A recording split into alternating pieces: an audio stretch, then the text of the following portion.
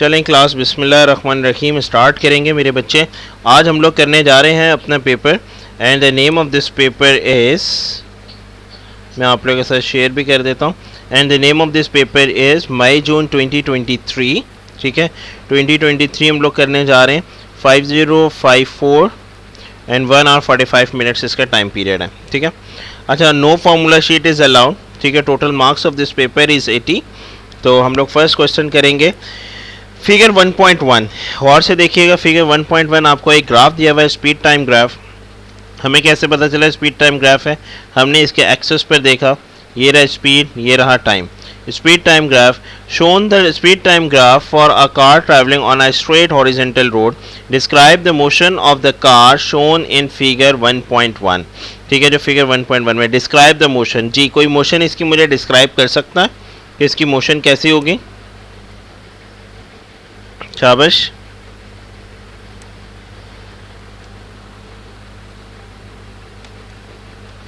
Chat open रखें, जो आपको आंसर समझ आ रहा है वो मुझे बताएं।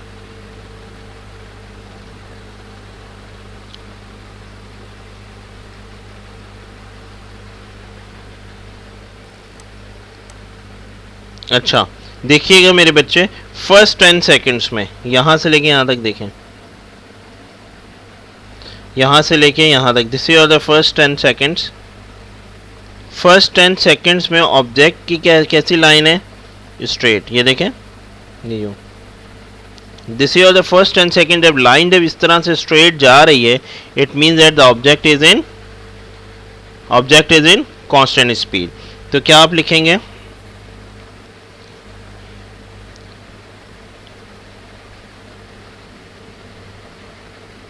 In the first 10 seconds,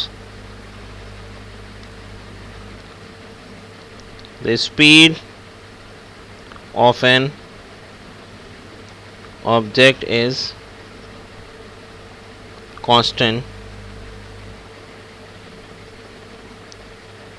and after it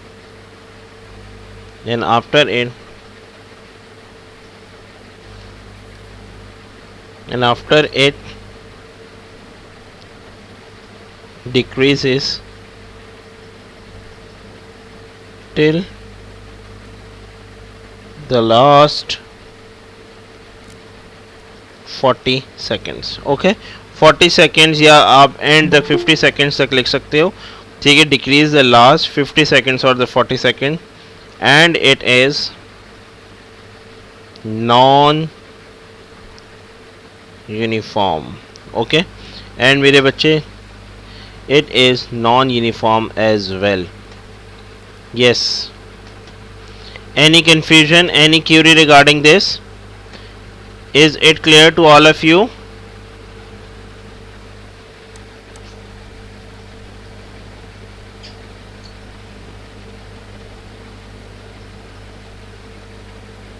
Okay, good. Okay मेरे बच्चे, number next. At time t is equal to 10 seconds, the engine of the car is switched off. ठीक है, the brakes are not applied. Switch off हो गया लेकिन brake apply नहीं की। Name the two forces that act on the car to cause the change in motion after 10 second. कौन सी दो फोर्सेस हैं जिससे हमारे पास मोशन में चेंजिंग्स अकर हो रही होगी?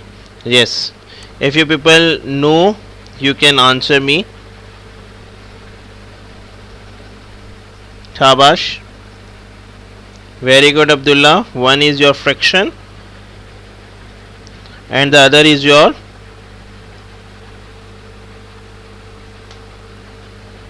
जनक। Excellent, air resistance. आप दोनों ने मिलके बहुत ज़बरदस्त आंसर कर दिया। Number 1 is your friction and number 2 is your air. एक मेरी बात याद रखना, शॉर्टकट याद रखो, कोई भी ऑब्जेक्ट मूव कर रहा है ना मोशन में, एयर रेजिस्टेंस तो लाजमी लगेगी। तो परेशान नहीं होना, जहाँ पर भी ऐसा मौका आए आप ना लिख देना एयर रेजिस्टेंस। एयर रेजिस्टेंस तो लाजमी लग रही होती है मूविंग ऑब्जेक्ट में। ठीक है, नंबर नेक्स्ट, सजेस्ट। अब आपको सजेस्ट करना है, suggest why suggest why figure 1.1 is a curve after 10 seconds. 10 second के बाद वो कर्व क्यों आ गई है?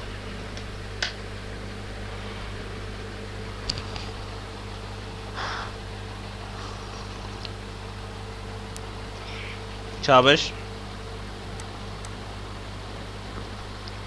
आंसर लाजमी करना।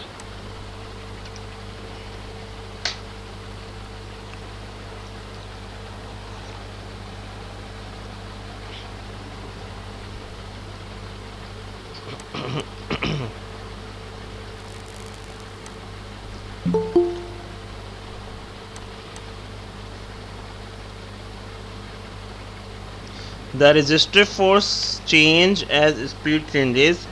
Okay बेटा Liza Chaudhary, the shown the graph please. Okay.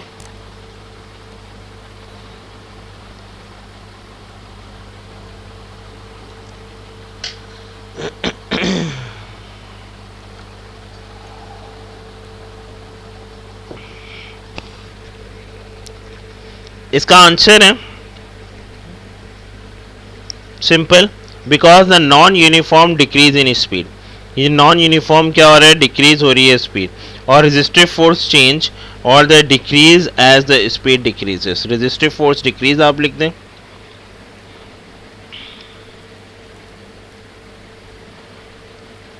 Resistive force is decrease, और आप ये भी लिख सकते हैं non uniform decrease in speed, non uniform decrease in speed. Copy it बेटा, hurry up. Any confusion, any query? The to decrease the speed of the car. Excellent बेटा Abdullah, excellent Janak, very good. इस तरह से आंसर किया करें। Excellent Aliza, सब बच्चे answer करें, बेशक गलत करें, कोई टेंशन नहीं है। इसको कॉपी कर लें, इसको कॉपी करें। जब तक 1 मिनट, एक क्यूरी आई है, मैं ज़रा उनको लिंक शेयर कर दूं अपने स्टूडेंट्स को। अल्लाह जाने इन लोगों के पास लिंक क्यों नहीं सेव।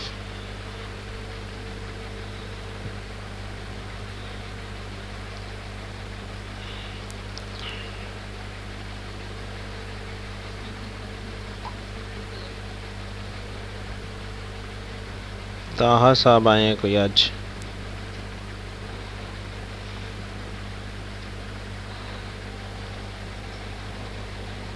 अच्छा जी।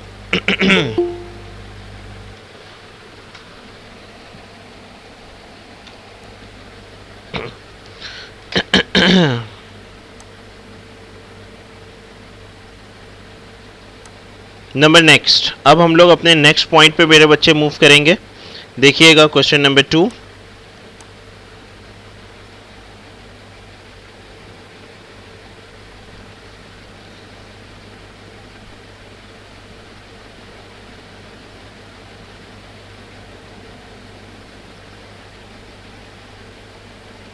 लाइबा बेटा, is it clear? Any confusion बेटा, एनी क्यूरी? नाउ अब देखो सवाल में एग्जामिनर क्या कह रहा है। सवाल में एग्जामिनर क्या कह रहा है? Between t is equal to 10 seconds and t is equal to 20 seconds, the speed of the car changes from 18 meters per second to 11. The mass of the car is this. Calculate the change in momentum of the car in this time. ये देखिएगा, मास दे दिया, speed examiner ने यहाँ पे क्या बता दी, इसको रब कर देते हैं। हाँ, क्या कह रहे हैं एग्जामिनर? कहाँ से कहाँ तक? 10 second to 20 seconds. This is your the 10,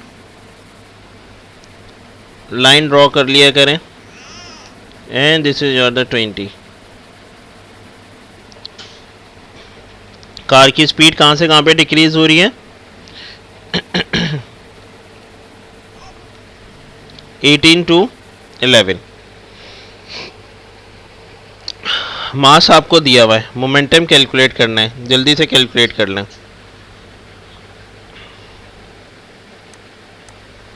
शाबाश, ओके। मेरे पास आज कैलकुलेटर नहीं है, आप लोग जल्दी से मुझे कैलकुलेट करके बताएं क्या आंसर आ रहा है।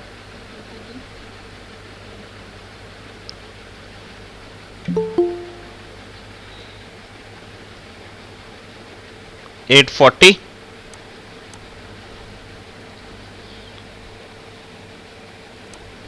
मोमेंटम का फॉर्मूला होता है P is equal to mv। Mass आपको गिवन है, चेंज इन मोमेंटम निकालना है 1200 kg। v कितना गिवन है 18 मीटर्स पर सेकेंड माइनस 11 मीटर्स पर सेकेंड, बिकॉज 2 स्पीड्स दी हुई हैं तो ये हो जाएगा 7। तो 1200 kg इंटू 7 मीटर्स पर सेकेंड, आपने इसको टाइम्स किया इसके साथ, तो आपके पास आंसर आ जाएगा 8400। 8400। अब आ जाओ SI यूनिट। SI यूनिट देखो बहुत सिंपल है, kg ये लिखा हुआ है, मास का kg एज इट इज लिख दो, kg।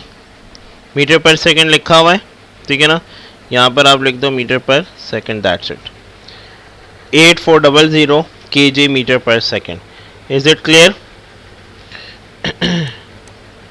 Any confusion?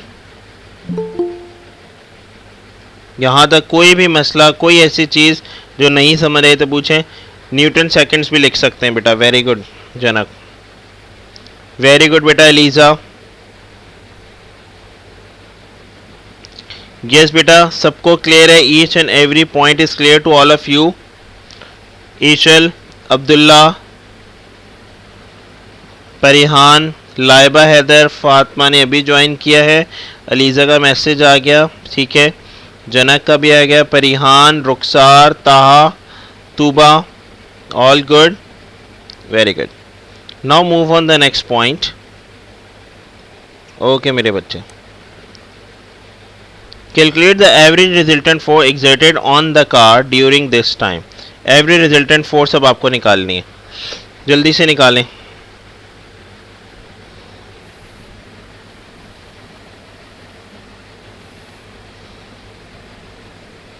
Average resultant force निकाल लोगे इस टाइम पीरियड में, एग्जामिनर ने कहा है इस टाइम पीरियड में निकालना है, तो सिंपल पुट कर दो, F is equal to delta mv over t। याद है चेंज इन मोमेंटम वाला formula, resultant force is equal to change in momentum over time. तो F हमारे पास फोर्स हमने निकालना है, इज इक्वल टू मास कितना गिवन है 1200, वेलोसिटी कितनी गिवन हो गई 7, डिवाइड बाय टाइम कितना गिवन हो गया 2 था, 20 minus 10, answer is 10 seconds. Calculate कर लें क्या आंसर निकला 840। फोर्स है, force is always measured in newton, तो योर आंसर इज 840 न्यूटन, ऐसा यूनिट दिया हुआ है, कोई टेंशन की बात ही नहीं है।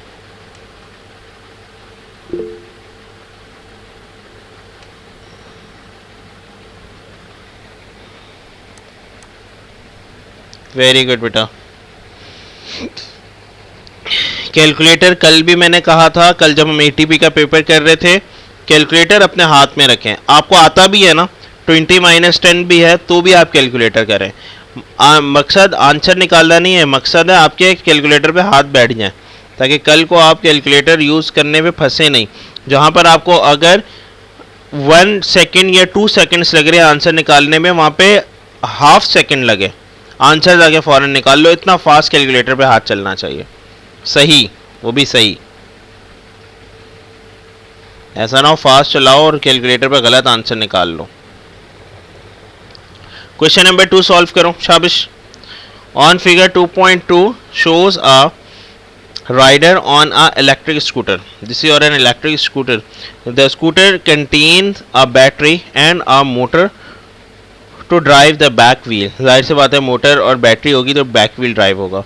State the name of the energy store in the battery. आज मैं जनक लोगों के पास था, जनक याद है आप लोगों, आज मैंने फिजिकल आप लोगों को बताया था कि बैटरी के अंदर कौन सी एनर्जी स्टोर होती है। एक्सीलेंट एक्सीलेंट, सबसे पहले जनक का ही आंसर आया, वेरी गुड मेरे बच्चे, एक्सीलेंट। केमिकल पोटेंशियल एनर्जी, पूरा नाम लिखते हैं, not only chemical energy, chemical क्योंकि स्टोर का वर्ड आ गया ना, स्टोर हमेशा कौन सी एनर्जी होती है, पोटेंशियल, तो आप पूरा नाम लिख दो।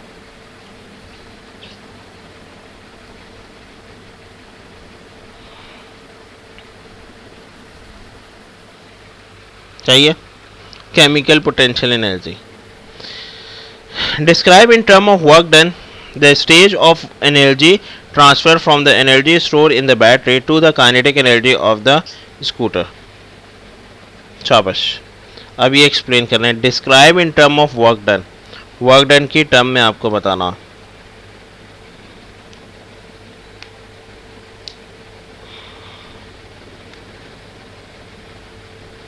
Describe in terms of work done the stages of energy transfer from the energy stored in the battery to the kinetic energy of the scooter। ये आप लोगों को नहीं लिखा जाएगा, मैं लिखवाता हूँ। सबसे पहले इलेक्ट्रिक करंट होगा, इलेक्ट्रॉन्स फ्लो होंगे, जब फ्लो होंगे तो it move from mechanical work, ठीक है, it moves in the form of work, ठीक है। So we can say that work is done by the motor, ठीक है। So that's why the back wheel is running. मैं लिख रहा हूं यहां पे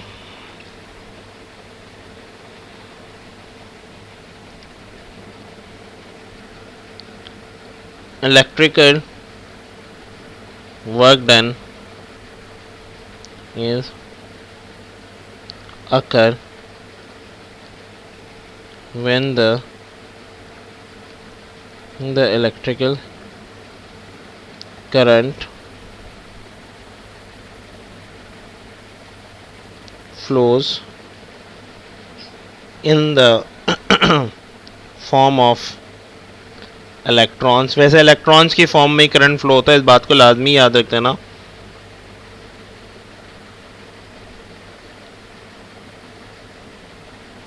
Due to its move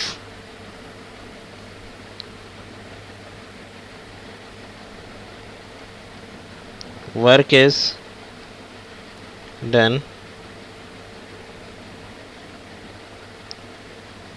by the motor and on the back wheel। ठीक है, मैंने थोड़ा सा नीचे लिखा है क्योंकि ऊपर मैंने गैपिंग बहुत ज़्यादा कर दी थी। ठीक है, इसको पढ़ लें, इसको रीड कर लें, कोई भी मसला है तो पूछें।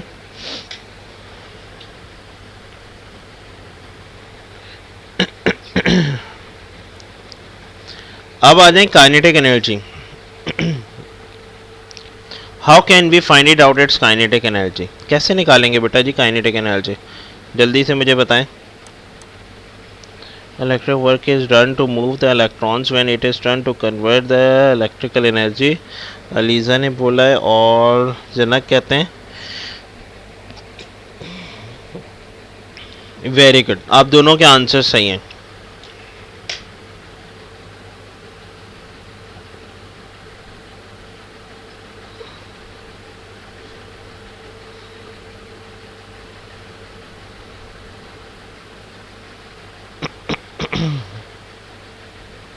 चलें जी, नंबर नेक्स्ट क्वेश्चन पे मूव करेंगे। काइनेटिक एनर्जी जल्दी से कैलकुलेट करें, क्या निकल रही है। मास आपको गिवन है, स्पीड आपको गिवन है,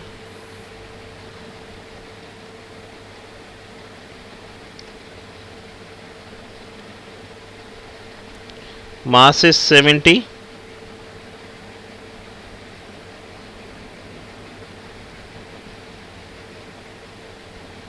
speed is 40 मीटर्स पर सेकेंड, 4 मीटर पर सेकेंड स्क्वायर। कैलकुलेट करें काइनेटिक एनर्जी क्या निकली। शाबाश, 560 आंसर है। वेरी गुड, 560 आ गया जनाब, 560 जूल्स, कैपिटल जे। अच्छा दिया हुआ है ऐसा यूनिट ना, सही है। ठीक है भाई, very good, all good all of you।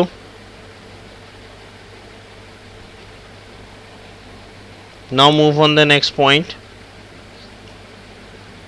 Part C, the battery is mark energy capacity 0.35 kilowatt hours. ठीक है ना, किलोवाट आवर्स मतलब कैपेसिटी है उसकी।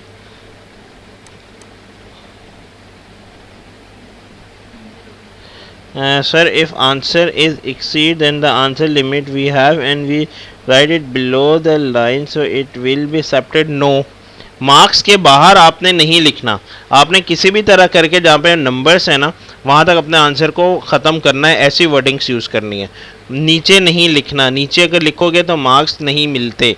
मैं तो अभी इसलिए नीचे लिख रहा हूँ कि मेरी स्पेसिंग मैं ज़्यादा ले रहा हूँ ताकि आप लोग को समझ आए, लेकिन आपने लिखना है ऐसे कि ताकि वहीं तक सारा कवर हो जाए। Define what is mean by a kilowatt hour. Kilowatt hours, yes, definition बताएं किलोवाट आवर का क्या मतलब है।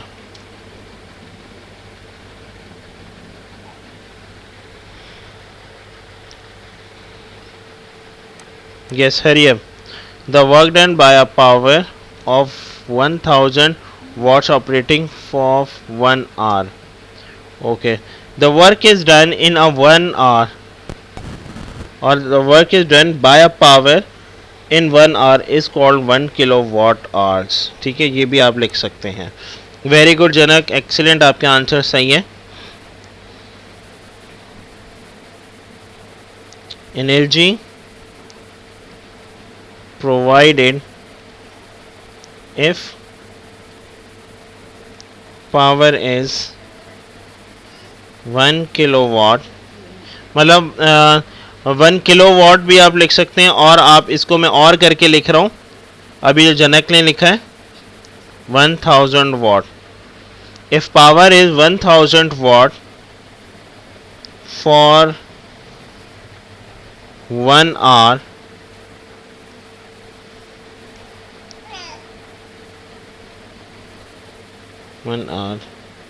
For 1 hour, that's it. जी, ये वाला पॉइंट समझ आया है सबको? मैं आर ज़रा सा मिला के बनाता हूँ, इस वजह से इसका मतलब होता है 1 आर ही मतलब है। Good, excellent, excellent Eliza. जो बच्चे पार्टिसिपेट कर रहे हैं मुझे बहुत खुशी हो रही है। प्लीज़ जो नहीं कर रहे वो भी आंसर्स करें ताकि मुझे पता चले कि भाई कोई मसला तो नहीं है, आप लोगों को समझ आ रहा है सब कुछ। Number next, C2, the scooter stops working because the battery is totally discharged, मतलब कि flat. This means that there is no more energy stored in the battery. ज़्यादा एनर्जी स्टोर नहीं है बैटरी में। The battery is then recharged using a 70 watt power supply. Calculate the time taking to fully recharge the battery. कितना time उसको लग रहा है fully recharge होने में बैटरी का? सिंपल फार्मूला है, आप लोगों ने पढ़ा था, P is equal to W/T और E अपॉन टी। पुट कर दें, पावर दी हुई है 70 वाट, कोई टेंशन नहीं है। टी निकालना है, एनर्जी अपॉन पावर कर दें। एनर्जी कितनी है हमारे पास?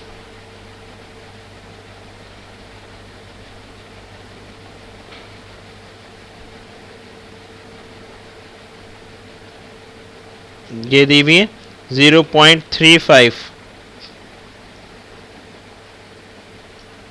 Kilowatt hours. ठीक है, पहले तो आप इसको अब आप चेंज करेंगे किस में चेंज करेंगे? वाट में। ठीक है, पहले आप इसको कन्वर्ट कर दें, वाट में चेंज करें।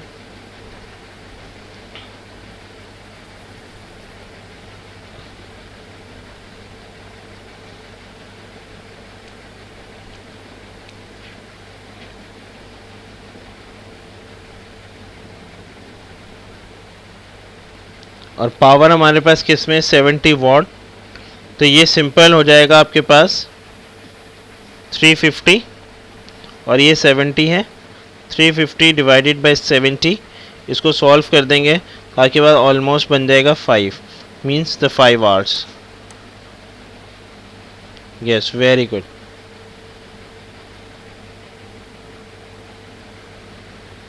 ज़ीरो 0.35 डिवाइड बाई 0.07 भी कर सकते हैं। Very good. वॉट को आप किलोवाट आवर्स में चेंज भी कर सकते हैं डायरेक्ट। ठीक है ना, वेरी गुड। नंबर नेक्स्ट, आगे चलें, ये चीज़ समझ आ गई है? कोई मसला? ओके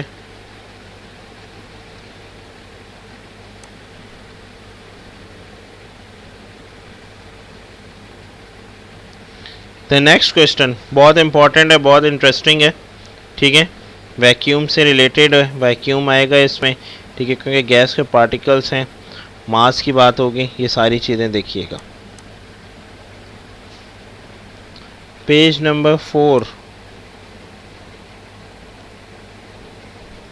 ये वाला अब्दुल्ला पेज।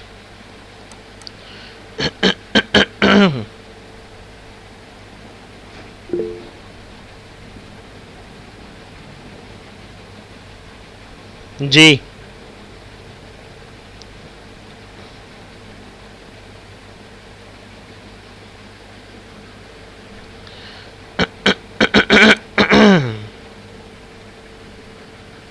चलें आगे, डन,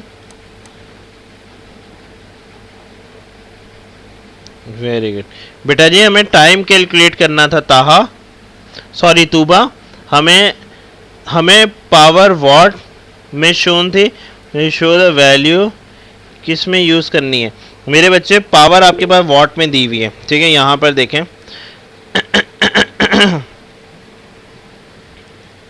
कहाँ गया वो सवाल, ये रहा, E is equal to P T लगता है, ठीक है ना, E is equal to P T. Energy हमारे पास किस में है? देखो एग्जामिनर बोल रहा है एनर्जी कैपेसिटी, तो अब मतलब कि ये एनर्जी में यूज़ करना है। एनर्जी कैपेसिटी कितनी थी? 0.35 किलोवाट आवर्स, तो आप इसको भी उसमें चेंज कर दें,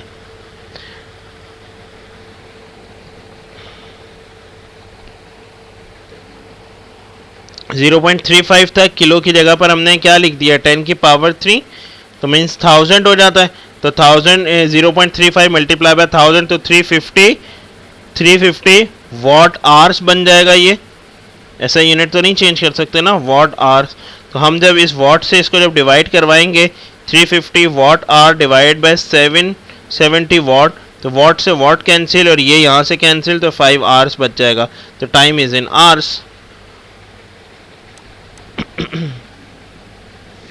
okay welcome welcome.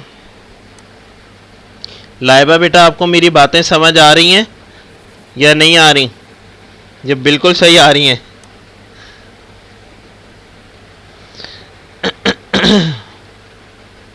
Is it clear?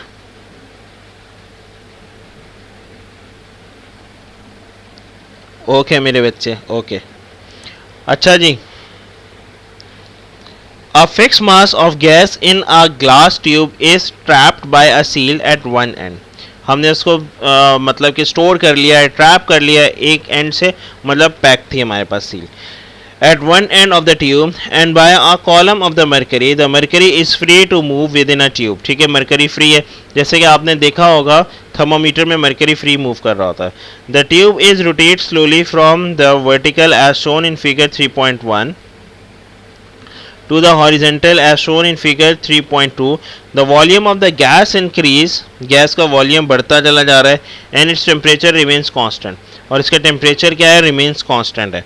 आपको वर्टिकल भी दिखा दिया और हॉरिजेंटल भी दिखा दिया। describe why rotating the tube changes the pressure of the gas in the sealed end। क्यों हो रहा है? Describe why rotating the tube changes the pressure of the gas in the sealed end। कि जो seal के जो and पर है वहाँ पे प्रेशर चेंजेस क्यों अकर हो रही है, रीज़न क्या है?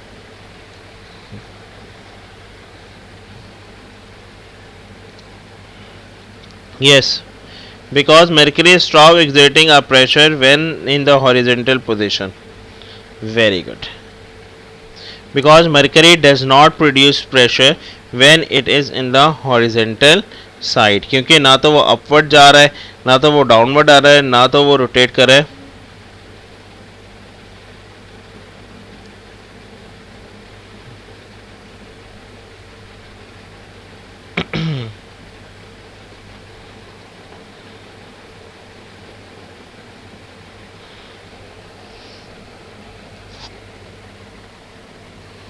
इसका आंसर मैं लिख रहा हूँ। अब कलर थोड़ा सा चेंज करते हैं।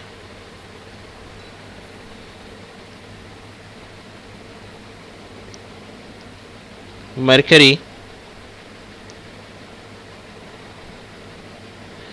exert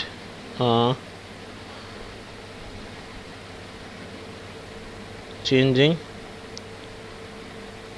pressure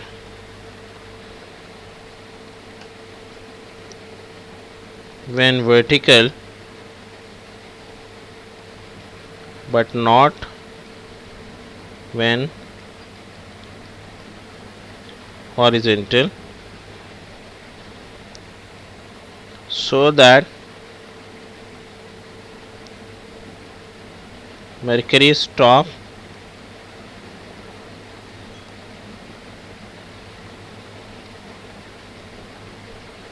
exerting pressure. ठीक है, इसलिए मरकरी क्या कर देगा, स्टॉप कर देगा प्रेशर अप्लाई करना, एक्सर्टिंग अ प्रेशर बेसिकली। ठीक है, number next, explain using idea about particles why the pressure of the gas decrease when the volume increases। Pressure क्यों कम होता जाएगा जब हमारे पास वॉल्यूम इंक्रीज हो जाएगा। शाबाश, 3 मार्क्स का 3 बातें बतानी है। पहली तो पार्टिकल्स के बारे में याद होगा, मैं बताता रहा हूं। ठीक है, फिर आगे एक और लेस फोर्स भी एक्ट हो जाएगी। ठीक है बेटा एलिजा, सही है। बताएं, अब मुझे सेकंड पार्ट बताएं, कौन कौन बताएगा। शाबाश, बहुत सिंपल है, सोचें।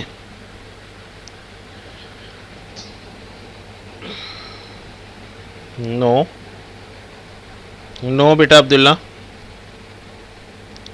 एग्जामिनर पूछा सवाल, explain using idea about particles why the pressure of the gas decrease. Pressure of the gas decrease होगा when its volume increases. Pressure कैसे डिक्रीज हो जाएगा जब वॉल्यूम इंक्रीज हो जाएगा।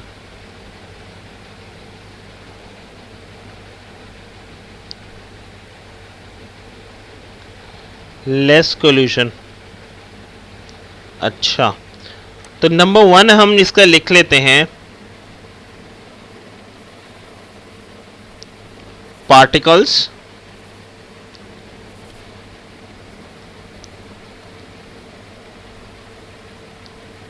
particle hits wall। ठीक है ना। Number next, they hit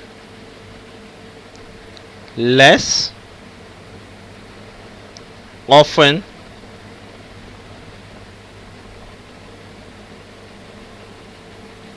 and less frequent। ठीक है, फ्रीक्वेंटली, लेस फ्रीक्वेंटली हिट करेंगे ना, मुसलसल एकदम जाके ज़ोर ज़ोर से तो हिट नहीं कर रहे होंगे क्योंकि वॉल्यूम ज़्यादा है, स्पेस कम है। तो स्पेस कम होने की वजह से क्या हो रहे होंगे कि जात के हिट तो कर रहे होंगे लेकिन कंटिन्यूस हिट नहीं कर रहे होंगे, उनको जो मूवमेंट स्पेस है वो कम मिलेगा। ठीक है, और नंबर नेक्स्ट क्या है, less force acting per unit area. Less force acting on wall. ठीक है, लेस फोर्स जाके एक्ट कर रही होगी वॉल के साथ क्योंकि स्पेस कम है ना। इन शॉर्ट, जितना ज़्यादा स्पेस होगा उतने ज़्यादा ज़ोर से पार्टिकल मूव होके प्रेशर से यूँ टकरा रहे होंगे। एक बात लाजमी याद रखना, जितना कम वॉल्यूम होगा उतना ज़्यादा प्रेशर होगा और जितना ज़्यादा वॉल्यूम होगा उतना कम प्रेशर होगा। They both are inversely proportional. याद है प्रेशर वाला एक लॉ हमने डिस्कस किया था, Boyle's law. Pressure and volume are inversely proportional with each other, whereas the temperature is kept constant. Very good, Fatma. Particles will have the less movement. Yes. Yes, बेटा Abdullah, decrease become less. Very good. यहाँ तक किसी को कोई मसला या answer समझ आ गया? सेकंड वाला सबको कोई क्यूरी है तो भी मुझसे पूछ लें।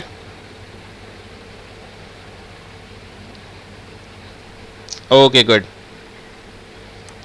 Now move on the next part. Pressure calculate करना है. माशाल्लाह से वही वाली चीज़ आ गई.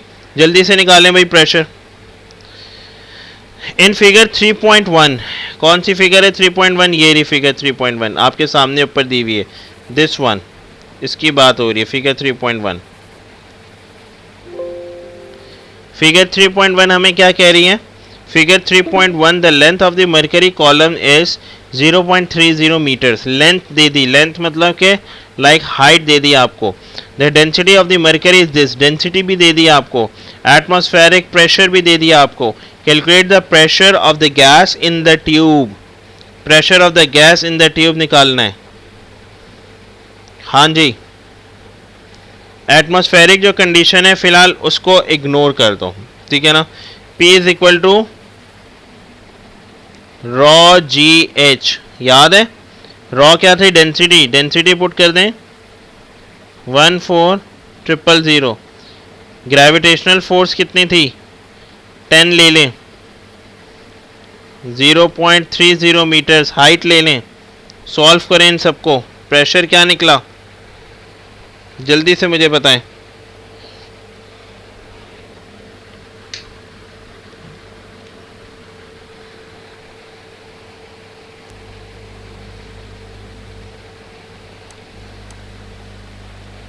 बता ही नहीं रहे. पता नहीं चैट में क्यों नहीं आंसर कर रहे. क्या हो गया अचानक? क्या हो गया बेटा?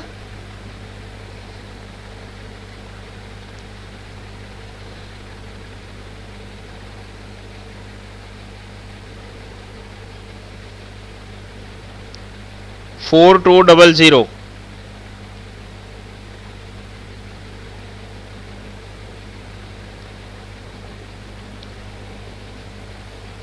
140,000 पास्कल.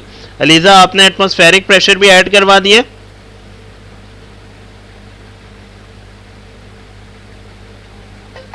Very good. बिल्कुल सही किया. आप एक स्टेप आगे चलती हैं हमसे. गुड. आपके पास आंसर आया 4200. इसका आंसर था 4200 पास्कल.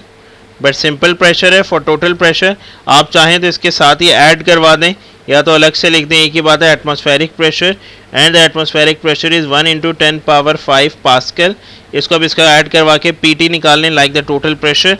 तो टोटल प्रेशर आपके पास निकलेगा जो कि लीजा ने अभी बताया. इसको ऐड करवा दें 140,000 पास्कल. 1,40,000 पास्कल निकल जाएगा. ठीक है जी. यहाँ तक कोई मसला?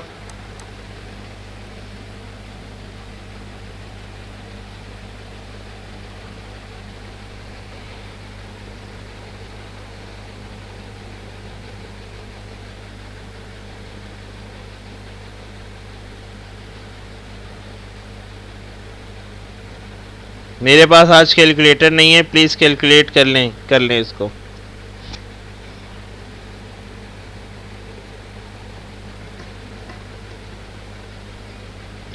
Very good. एक्सीलेंट. 10 क्यों लिया बेटा? 10 ग्रेविटेशनल फोर्स है ना. फॉर्मूले में आता है. P is equal to rho G H. Pressure of a liquid. Pressure of a liquid का फार्मूला है.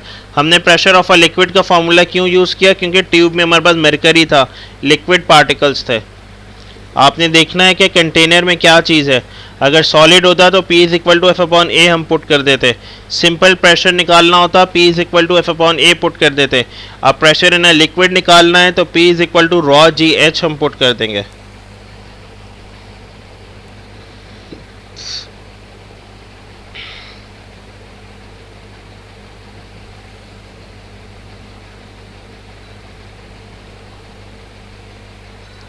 बेटा एक्सपोनेंशियल पावर पुट किए 1 × 10⁵. ऐड करवाना है सबको.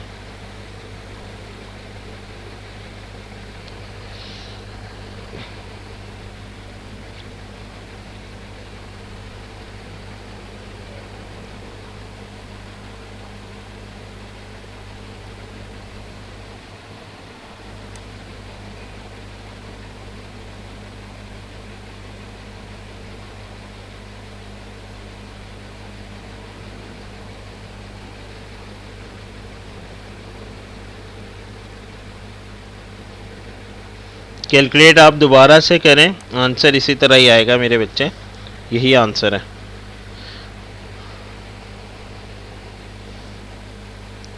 चलें जी, नंबर नेक्स्ट। अब ग्राफ स्केच करना है जनाब, और से देखिएगा ग्राफ स्केचिंग किस तरह करनी है, क्या चीज़ मूव करनी है। The pressure of a different sample of a gas change at the constant temperature, ठीक है, चेंज हो रहा है डिफरेंट टेम्परेचर्स पे। Shown figure 3.3 show 1 point mark x, ठीक है, एक पॉइंट पे हमने एक्स मार्क किया हुआ है। On a graph of pressure against volume for the gas sample at x the pressure of the gas is P not. X पे pressure कितना है, पी नॉट, ये देखें वाई एक्सिस पे दिया हुआ, and its volume is V naught, और उसका वॉल्यूम कितना था, वी नॉट। ऑन फिगर 3.3, ये 3.3 हमें दिया हुआ है, 3.3 पे sketch the graph as the pressure of the gas decrease from 2 P naught to half P naught, ठीक है। एग्जामिनर बता रहा है कि 2 पी नॉट से कहाँ पर वो चला गया, हाफ पी नॉट पे प्रेशर चला गया, ठीक है। Sketch the graph.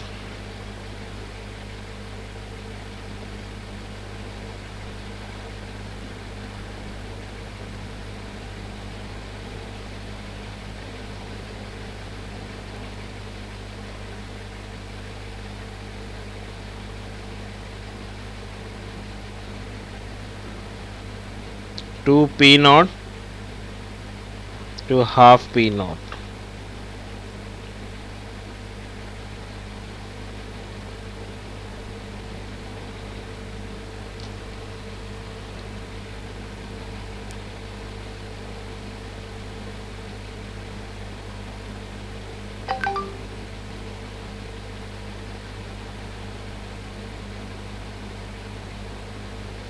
जी बेटा, इसका ग्राफ ना कुछ अजीब तरीके का बनेगा, क्योंकि एग्जामिनर ने साफ आपको सवाल में बोल दिया है P naught and V naught, P naught and V naught की वैल्यूज़ आपको दी होंगी,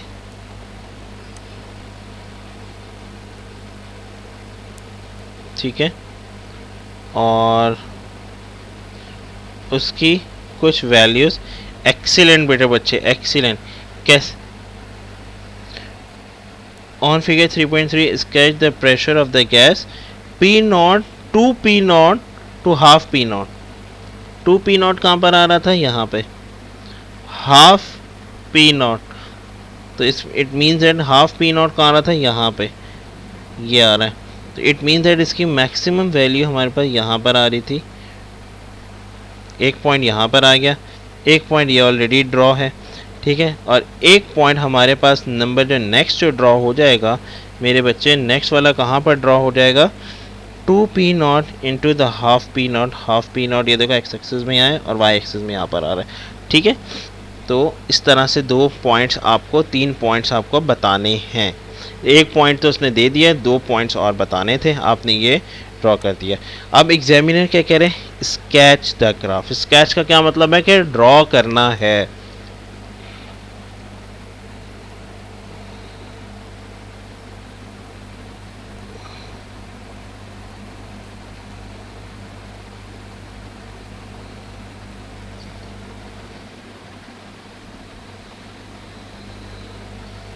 ये वाला थोड़ा सा अलग बन गया, ये यूँ करके, ठीक है। बिल्कुल पॉइंट से पॉइंट को आप मिला दें, कोई टेंशन नहीं है। एक्सीलेंट बेटा जनक, एक्सीलेंट। मैं आपके देख रहा हूँ आंसर्स जो आप मुझे भेज रहे हैं, वेरी गुड, ठीक है मेरे बच्चे।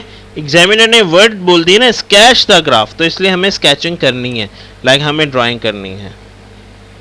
सेम क्वेश्चन, सर पॉइंट कैसे पता चलेगा। हाँ ये देखें एग्जामिनर ने क्या कहा है, 2 P naught to half P naught, ठीक है। तो अब आपने बोला कि सर पी नॉट का तो यहाँ पर भी आ सकता है, 2 पी नॉट की अगर हम वाई एक्सिस पे देखें मेरे बच्चे, वहाँ पर हमेशा पॉइंट मार्क किया जाता है जहाँ पर वाई एक्सिस गिवन हो। ये देखो Y axis V naught given था, यहाँ पे पी नॉट गिवन था तो हमने किसकी जगह पर प्लॉट कर दिया, वी नॉट की जगह पर प्लॉटिंग कर दी। ठीक है, टोटल 3 पॉइंट्स गिवन है। अब हमारे पास 2 पी नॉट दिया हुआ है, तो 2 पी नॉट का वाई एक्सिस कहाँ पर होगा, जो हमें गिवन है हाफ वी नॉट। तो हाफ वी नॉट गिवन है ना, उससे पहले कुछ गिवन ही नहीं है वैल्यू, तो हम हाफ वी नॉट पर वैल्यू को पुट करेंगे। ठीक है, अब हमारे पास ये देखो नंबर नेक्स्ट एग्जामिनर क्या कह रहा है, half P not. Half P not कहाँ आ रहा था, वाई एक्सिस में ये। अब वाई एक्सिस में हाफ पी नॉट, ये वाला भी बुक हो गया, मतलब ड्रॉ हमने कर लिया, ये वाला भी ड्रॉ कर लिया, बचा कौन सा, ये वाला। तो ये वाला हमारे पास कहाँ पर आ जाएगा, इस वाले पॉइंट पर आ जाएगा। पॉइंट से पॉइंट्स मिलाने हैं लाजमी, क्योंकि वो प्रेशर ऑफ अ गैस की वैल्यूज़ को डिटरमाइन करते हुए। ये मेरी बात समझ आ गई, ये मैं रब कर देता हूँ ताकि कन्फ्यूजन ना रहे कुछ। जी अब बेटा अब्दुल्ला समझ आ गया, ओके ओके। यस बेटा लीजा आपको भी समझ आ गया। बेटा एग्जामिनर ने दिया हुआ है, हमने खुद कुछ भी नहीं निकाला। एग्जामिनर बता रहा है कि वहाँ से वहाँ तक डिक्रीज हो रहा है। ये देखो, the pressure of the gas decrease from top to bottom, मतलब कि टॉप से बॉटम की तरफ ये देखो इन करके डिक्रीजिंग फॉर्म में जा रहा है। पहले इंक्रीज हुआ, फिर ऊपर से नीचे डिक्रीज हुआ। ये वाली लाइन अगर आप नहीं भी शो करवाते तो मसला नहीं है, यही वाली लाइन आप डायरेक्ट शो करवा दें तो this line indicate that your pressure is decreasing, क्योंकि ये वाली लाइन क्या कर रही है, इस वाली बात को फुलफिल कर रही है, डिक्रीजिंग। ठीक है, यहाँ तक मेरी बात समझ आ गई। यस बेटा तूबा, अलीज़ा क्लियर है, अलीज़ा चौधरी, अब्दुल्ला का तो आ गया, तूबा का भी आ गया। अलीज़ा मेरे बच्चे, इज इट क्लियर, ओके। और लाइबा हैदर, ये वाला पॉइंट बेटा क्लियर है आपको,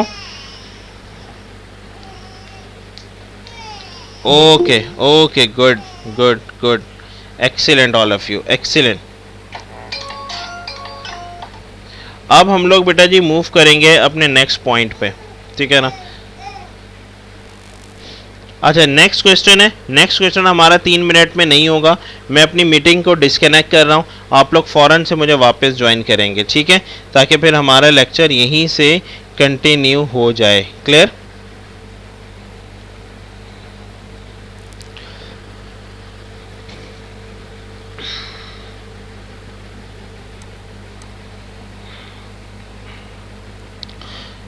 नंबर 1, सबसे पहले तो ना सैंपल जब सॉलिड है, रिमेन सॉलिड है, तो उसको हमने क्या करना है, मोशन में लाने के लिए उसकी जो इंटरनल एनर्जी होगी ना उसको ना चेंज करना पड़ेगा। ठीक है, इंटरनल एनर्जी को इंक्रीज करना पड़ेगा तो ही पार्टिकल्स वाइब्रेट होंगे।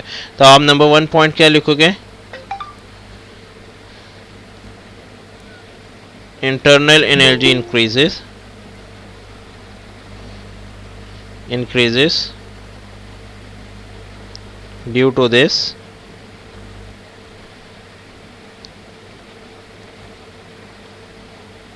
temperature stays the same, जिसकी वजह से टेम्परेचर क्या रहेगा, सेम रहेगा, टेम्परेचर चेंज नहीं होगा। ठीक है,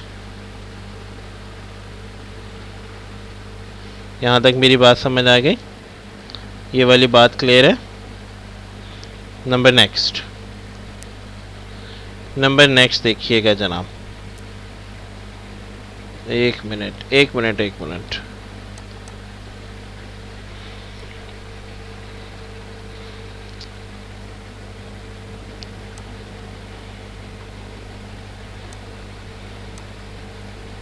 अच्छा जी, द सॉलिड मेल्ट्स, ठीक है, अब सॉलिड क्या हो रहा है, मेल्ट होता चला जा रहा है। जैसे जैसे सॉलिड मेल्ट होगा, state what happen to the internal energy, internal energy के साथ ऐसी क्या चीज़ होगी, अब वो आपको बतानी है। ठीक है ना, तो अब आपको लाजमी याद रखिएगा इंटरनल एनर्जी में क्या चीज़ हो रही होगी। Number 1, what happen to the internal energy and the temperature of the solid as it melts, जल्दी से मुझे बता दें क्या होगा।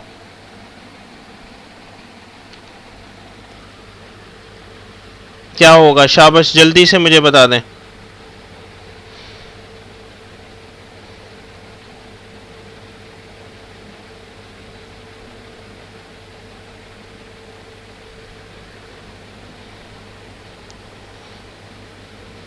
इंटरनल एनर्जी में क्या चीज़ हो जाएगी, इंक्रीज होगी, इंक्रीजेस। और टेम्परेचर भी क्या चीज़ हो जाएगा, टेम्परेचर स्टेज द सेम।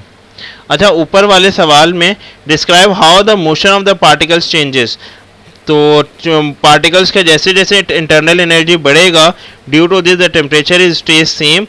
इधर एक पॉइंट मैं ऐड कर रहा हूँ, मैं नीचे लिख रहा हूँ, आप बाद में इसको आंसर्स में ऐड कर लेना। Due to this particles vibrate more. Okay,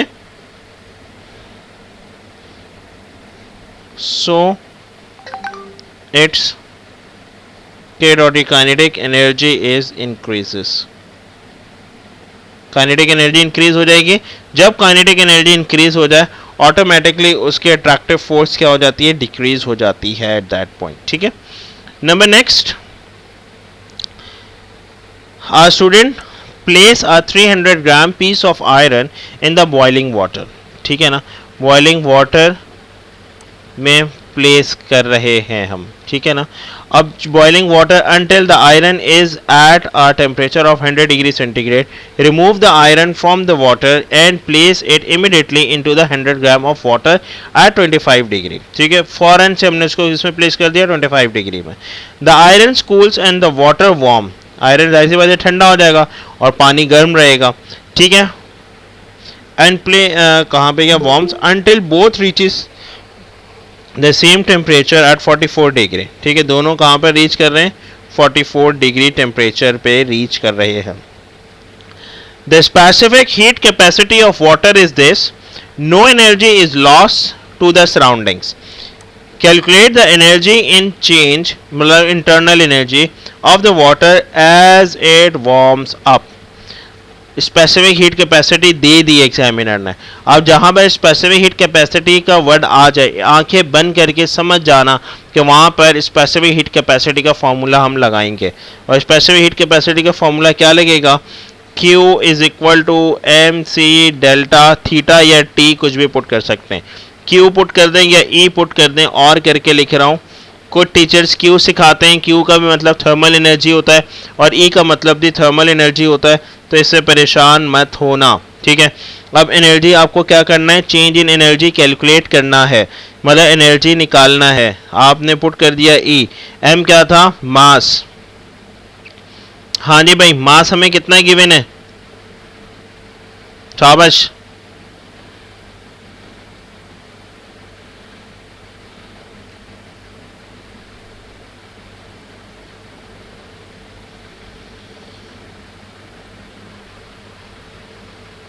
hundred given है, पक्का।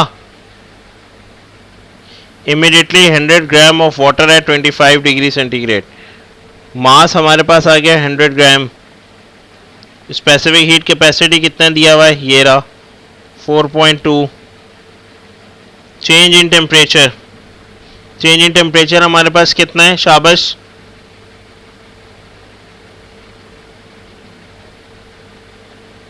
100 माइनस 25, यहाँ पर हो रहा है चेंज।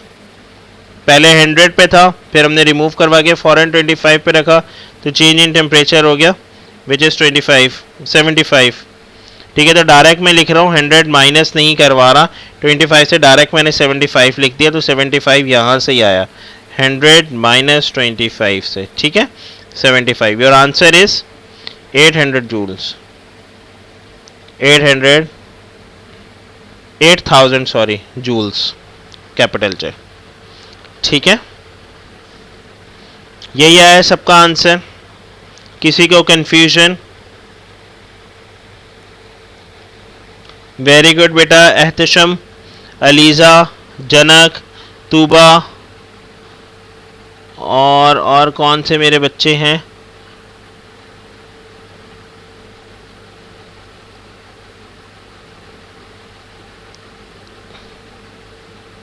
अब्दुल्ला ने आंसर किया होगा, अब्दुल्ला। चलें जी, number next, state the specific heat capacity of iron. Specific heat capacity of iron निकालनी है भाई, जल्दी से निकालें। ये तो खुद कर लोगे या करवाऊं? Specific heat capacity of iron. सबसे पहले ये देखो, both reaches the same temperature 44। 100 था हमारे पास, 100 degree minus 44 degree, your answer become 56 degree. ठीक है, 56 डिग्री आ गया टेम्परेचर।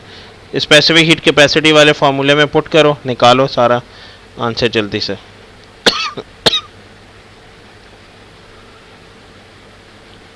कर लेंगे या मैं करवाऊं?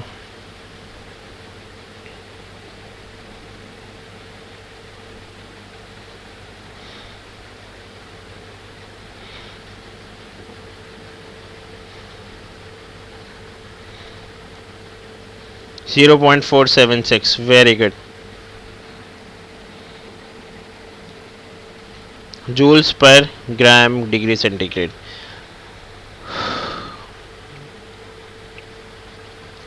मेरे बच्चे सबने निकाल लिया या नहीं निकला?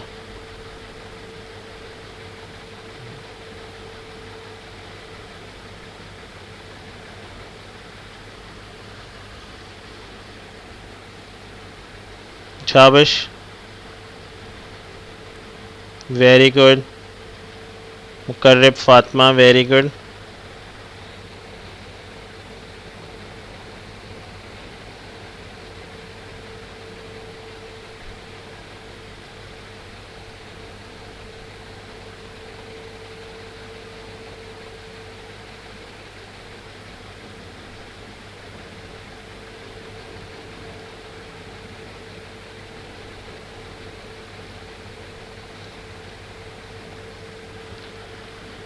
Very good, very good Abdullah, very good Umme Hani, very good Ayesha Tariq, very good Eshal Imran. Excellent, mean सबका ये सॉल्व हो गया है, किसी को कोई इशू नहीं है इसमें। जनक आपका आंसर नहीं आया बेटा। लाइबा, लाइबा हैदर आपसे सॉल्व हो गया।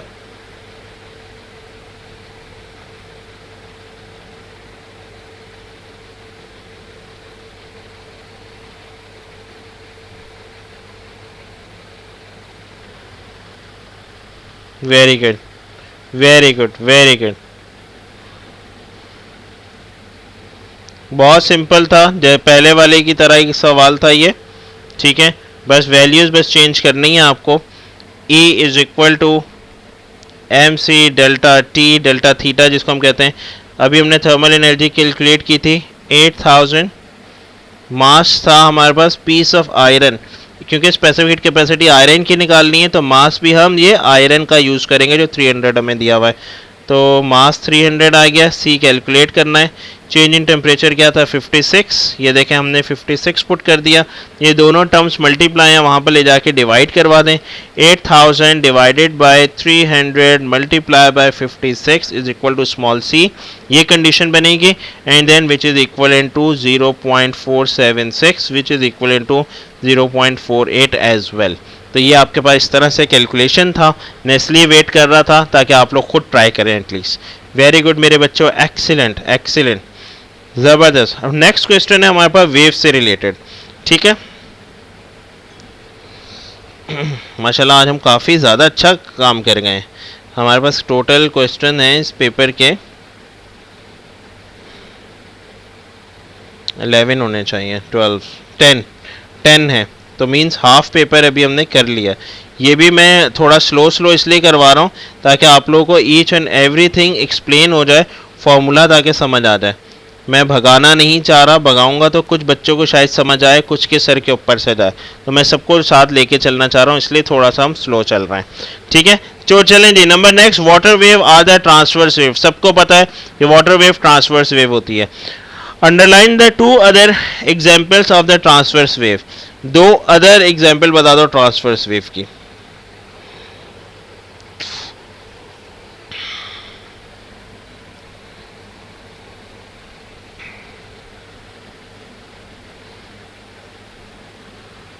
एक होती है एस वेव, लाजमी याद रखिएगा। सेमेंस एस वेव, एक होती है एक्स रेज। ये दो बातें लाजमी याद रखें क्योंकि इलेक्ट्रोमैग्नेटिक वेव्स होती हैं, ठीक है। जो साउंड जो एक्स रेज होती है ना, वो इलेक्ट्रोमैग्नेटिक वेव्स होती हैं, रेज होती हैं, and they are transverse in nature, ठीक है बेटा। साउंड वेव तो लॉन्गिट्यूडनल होती है, साउंड वेव और पी वेव लॉन्गिट्यूडनल वेव है। जो एस वेव्स होती हैं ना, ठीक है, ये हमारे पास बन रही होती हैं ट्रांसवर्स वेव। अच्छा जी, अब आ जाए number next. On figure 5.1 shows a wooden bar and a glass block in a ripple tank. The depth of the water in the tank is less than the height of the glass block. ठीक है ना। अब हमारे पास क्या चीज़ हो रही है, ये फिगर दिया हुआ है 5.1। The wooden bar moves up and down once every 0.15 second.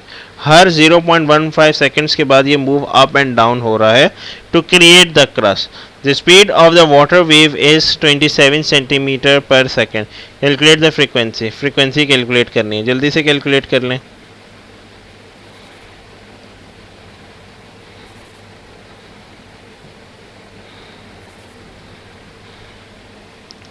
v is equal to F lambda.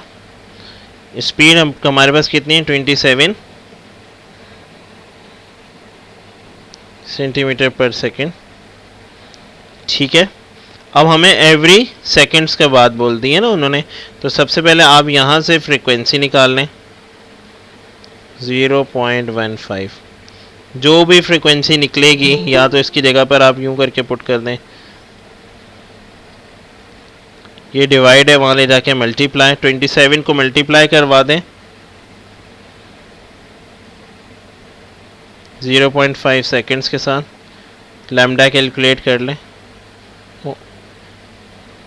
पहले तो फ्रीक्वेंसी कैलकुलेट करें, जो आंसर आएगा वो फिर लैम्डा भी निकल जाएगा।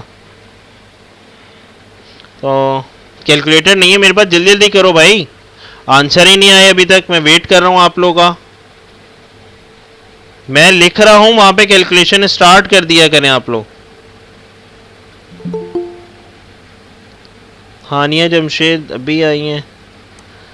मेरे बच्चों जिन्होंने अभी मुझे ज्वाइन किया है, इतना लेट क्यों ज्वाइन किया है, क्या हो गया आप लोगों? Frequency 13.5 hertz. नो, दोबारा से कैलकुलेट करें, फ्रीक्वेंसी गलत निकाली है।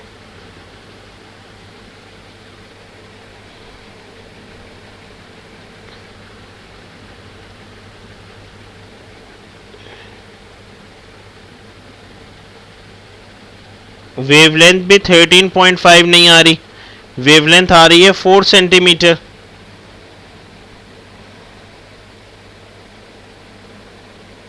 पहले फ्रीक्वेंसी मुझे बताएं, फ्रीक्वेंसी क्या निकाली है? 6.60 हर्ट्ज आ रही है ना फ्रीक्वेंसी।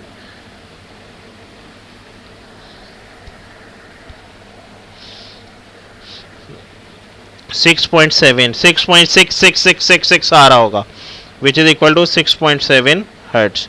अब उस फ्रीक्वेंसी को अब इधर पुट कर दो, यूं कर लो चलो ताकि जल्दी हो जाए। फ्रीक्वेंसी कितनी थी? 6.7 हर्ट्ज, मल्टीप्लाई वहां ले जाके डिवाइड करवा दे, क्या निकला? 4.05 निकल रहा है। Aisha Tariq very good, which is equal to 4.02 निकल रहा है, विच इज इक्वल टू 4। तो lambda is equal to 4 centimeter. तो यहाँ पर आ गया 4 सेंटीमीटर तो दिया हुआ है, हर्ट्ज भी दिया हुआ है, ठीक है। ये बात समझ आ गई। इस तरह से कैलकुलेट कर लें, पहले फ्रीक्वेंसी और फिर उस तरह से कर लें। डायरेक्ट भी कर सकते हैं, लेकिन आई डोंट नो आप लोगों से डायरेक्ट क्यों नहीं हुआ था। चलें जी, number next. The wave diffracted at the right hand edge of the glass block. Diffraction हो रही है, ठीक है ना। On figure 5.1 draw the two crest after they passes the glass block to show the diffraction. Glass block से pass हो रही है और आपने इसकी डायफ्रैक्शन को शो करना है, डायफ्रैक्शन को शो करना है, ठीक है। चलें जी, ये है ग्लास ब्लॉक, वो तो बाद में शो करेंगे ना। Two crest after they passes the glass block to show the diffraction.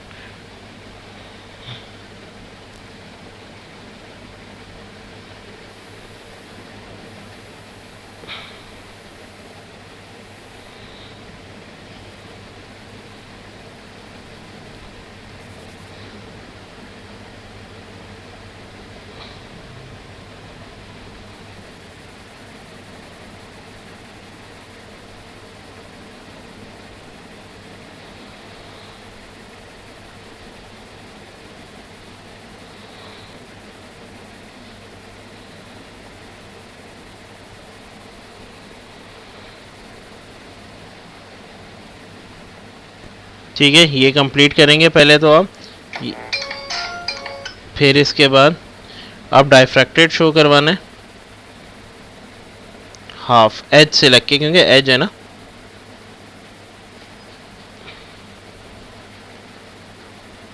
New करके this is called correct diffraction wave front quarter circle with the centre at the top of the corner. अगर हमारे पास gap होता, ठीक है, अच्छा यूं भी बना सकते हो, स्ट्रेट लाइंस भी बना सकते हो, और एक और चीज़ भी है, डायफ्रैक्टेड रेज मैंने आपको बताया था इस तरह से भी बन सकती हैं।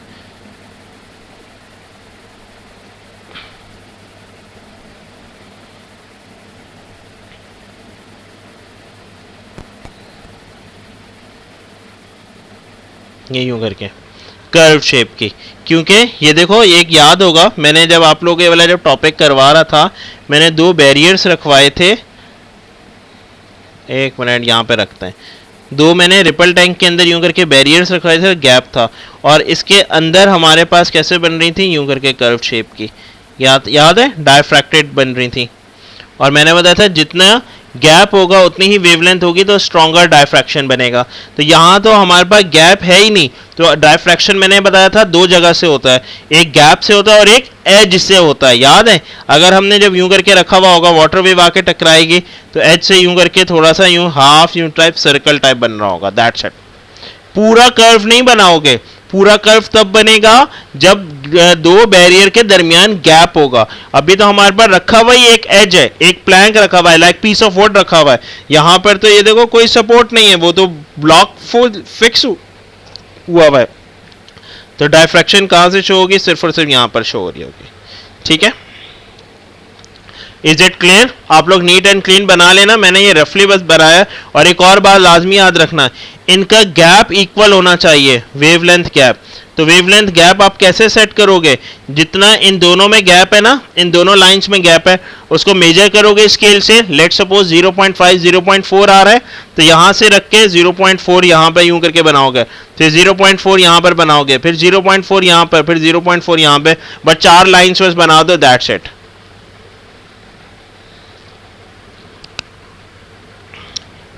देखें भाई, डायफ्रैक्शन, ये वाला पहला वाली बात समझ आ गई। पहले एग्जामिनर ने क्या कहा था कि आपने वेव फ्रंट को ड्रॉ करना है, आपने ये कर लिया। ये वाली ब्लू वाली लाइन समझ आ गई है सबको? तो वह ब्लू वाली लाइंस आपको समझ आई हैं? जल्दी से बताएं, जल्दी बताएं, जल्दी।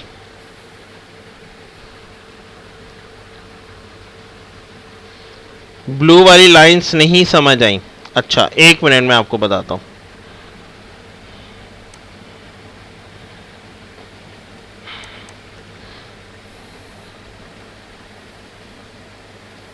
इसको भी रब करें, इसको भी रब करें, दोबारा गौर से देखिएगा। एग्जामिनर ने क्या कहा है, the wave diffract at the right hand edge of the glass block, ठीक है, edge of the glass block right hand side पर आपने बनाना है। On figure 5.1 draw 2 crest, 2 crest बनाने। After they passes the glass to show the diffraction, जब वो glass से पास हो जाएंगे तो हमें डायफ्रैक्शन दिखाना है। अब डायफ्रैक्शन होता क्या है, डायफ्रैक्शन को समझने के लिए यहाँ पर चीज़ देखें। मैं पहले आप लोगों को एक चीज़ दिखा दूँ, डायफ्रैक्शन वाला टॉपिक हमने पढ़ा था ना लाइट एंड लेंस वेव में, light lenses sound and wave जब हम पढ़ रहे थे। मैं आप लोगों को वो चीज़ दिखा देता हूँ।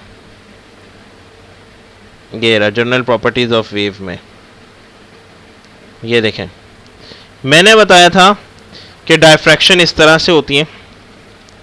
Diffraction is occur from the barrier of the gap. ये देखो बैरियर है, गैप में डायफ्रैक्शन अकर होती है, इस तरह की वेव्स बनती हैं। इसकी वेवलेंथ और इसकी जो वेवलेंथ होती है वाटर वेव की वो सेम होती है, ठीक है। तब अब क्या हो रहा है कि अगर हम गैप कम कर देते हैं तो हमारे पास डायफ्रैक्शन कैसा बन रहा होता है, सर्कुलर पाथ स्ट्रॉन्ग होता चला जाता है, ठीक है। तो हमारे पास अब एग्जामिनर क्या कह रहा है कि आपको इस तरह की वेव बनानी है, इस तरह की डायफ्रैक्टेड वेव बनानी है आपको, ठीक है ना। तो अब डायफ्रैक्टेड वेव बनाने के लिए ये देखो जैसे कि रिपल टैंक में रखा हुआ, तो डायफ्रैक्टेड वेव ज़रूरी नहीं है कि सिर्फ और सिर्फ बैरियर के गैप से बनाई जाए। डायफ्रैक्टेड वेव आपके पास एज से भी बनती है। ये देखो, ये मैंने बताया था, spreading out of wave as they travel through the gap और pass the edge of the barrier, that is called the diffraction.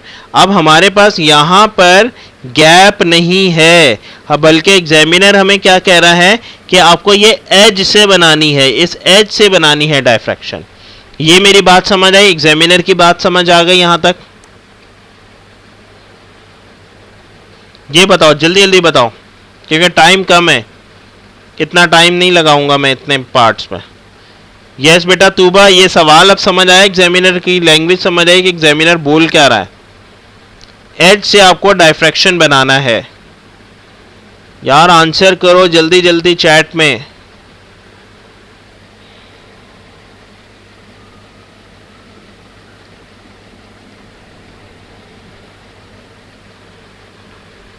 Okay good.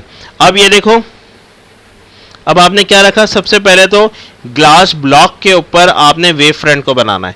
Wave front कैसे बनेंगे, जैसे ये वाली वेव है ना, पहले तो इनको कंप्लीट करना है,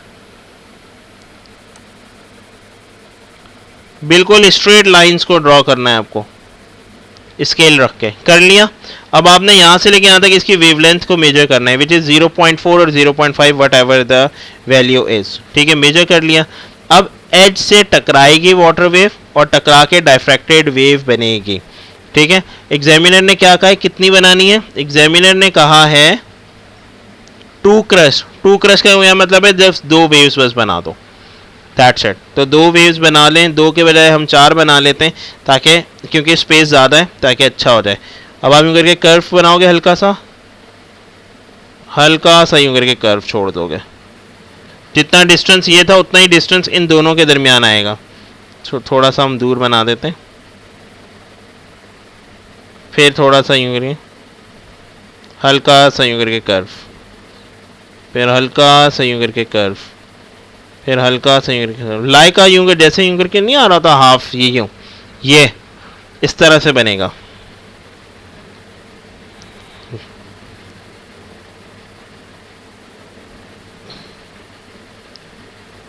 this is called a diffracted, ठीक है। ये बिल्कुल करेक्ट वे बना है। आप लोग जब बनाओगे तो वो पेंसिल से बिल्कुल अच्छा बन रहा होगा। भाई ये सर्कल है, ये यूं करके पूरा सर्कल बना है, इसका यूं करके हाफ बस बना दो, दैट्स इट, ठीक है। अब बात समझ आ गई। Tuba, Umme Hani, Janak, Laiba, is it clear to all of you? अब समझ आया कैसे होगा डायफ्रैक्शन? Okay good.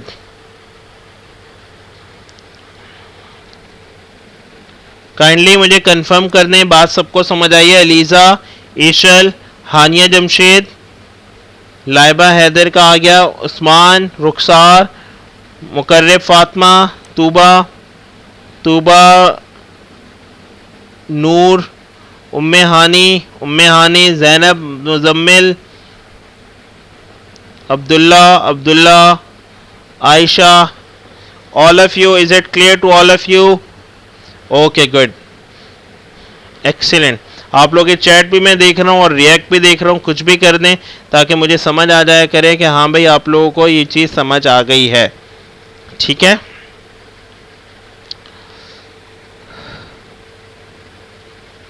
चलें जी, नंबर नेक्स्ट क्वेश्चन पे हम लोग मूव करेंगे।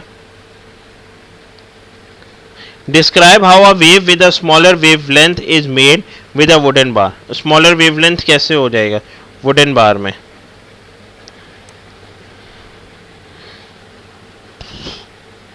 स्मॉलर वेवलेंथ हो जाएगा, it means that the frequency is increases. हमेशा याद रखना, जब भी हमारे पास वेवलेंथ कम होती है ना, वहां पे फ्रीक्वेंसी बढ़ जाती है। ठीक है, तो क्या लिखोगे? increase frequency of movement of wooden bar. Describe how a decrease in wavelength affect the diffraction. wavelength कैसे decrease हो जाएगा? Describe how a decrease in wavelength affect the diffraction. कि वो वेवलेंथ अगर डिक्रीज हो जाएगा तो उससे डायफ्रैक्शन कैसे अफेक्ट हो जाएगा? मेरे बच्चे, अगर हमारे पास वेवलेंथ डिक्रीज हो जाता है ना, तो diffraction is also decreasing. Less bending, very good, means diffraction less bending का क्या मतलब है? डायफ्रैक्शन भी डिक्रीज हो गया हमारे पास।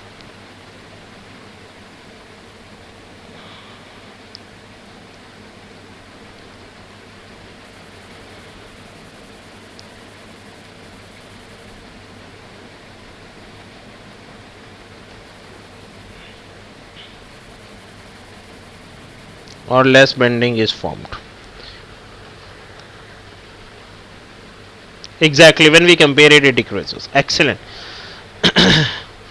जिस क्वेश्चन के लिए मैं बहुत जल्दी में चाह रहा था कि हम जल्दी जल्दी इस क्वेश्चन पे पहुंच जाएं, अल्लाह ताला ने मेरी बात सुन ली और फाइनली मैं अपने करंट इलेक्ट्रिसिटी वाले टॉपिक पर पहुंच गया। क्योंकि जो शुरू के टॉपिक्स हैं मेरे बच्चे, वो तो हो ही जाते हैं, असल मेरे स्टूडेंट्स फंसते हैं इलेक्ट्रिसिटी, मैग्नेटिज्म और स्पेस के क्वेश्चंस पर, जो कि बहुत इजी हैं, जो कि मुश्किल नहीं है। अभी देखें, आप लोग खुद आंसर करेंगे इंशाअल्लाह ताला। जल्दी जल्दी आंसर कीजिएगा ताकि हम लोग इसके बाद क्वेश्चन नंबर 7 भी कर लें, क्योंकि 7 लाइट से रिलेटेड है और 8 हमारे पास मैग्नेटिज्म से रिलेटेड है, इलेक्ट्रोमैग्नेटिज्म से रिलेटेड है, और फिर 9th क्वेश्चन है हमारे पास न्यूक्लियर से रिलेटेड है, and then the last one, the 10th one is related to the little bit radiation of heat, thermal से related है, red shift से, like the space physics से related है। ठीक है, तो जल्दी जल्दी करेंगे ये वाला भी क्वेश्चन, जल्दी से मुझे इसका आंसर करें, बहुत सिंपल है और आप लोग आंसर कर लेंगे। The reading on the ammeter A1 0.25, अपने पास चैट खोल लें, कैलकुलेटर रखें हाथ में। A1 is 0.25, the reading of the voltmeter V1 is 3 volt। जब भी इस तरह का सवाल है, V1 के अक्रॉस आप रीडिंग नोट कर लें, which is your the 3 volt. Determine the reading on the other voltmeter, other voltmeter के अक्रॉस रीडिंग निकाल लो जल्दी से। मैंने तो निकाल भी लिया, आंसर आ गया मेरा। आप लोगों का क्या आया?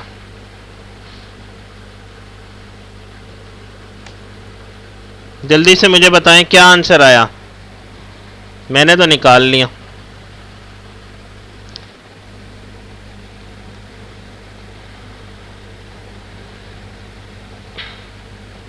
Very good, 0.25।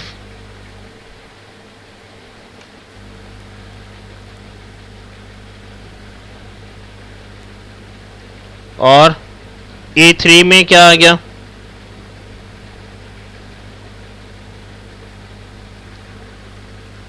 A3 में क्या आ जाएगा? वेरी गुड बेटा हानिया, 0.2499 का मतलब 0.25 ही है। वेरी गुड, A3 में भी 0.25 आ जाएगा, क्योंकि सीरीज में करंट सेम होता है।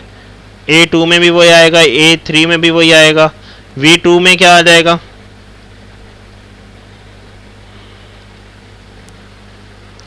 Very good, 9 volt. कैसे आया? 12 वोल्ट था, 12 volt minus 3 volt, answer is the 9 volt. The 9 volt is remain over there, which is your the required answer. Clear? Calculate the resistance of the resistor R. resistor R की resistance को calculate करना है, जल्दी से करें. V is equal to IR लगा दें. ठीक है जी.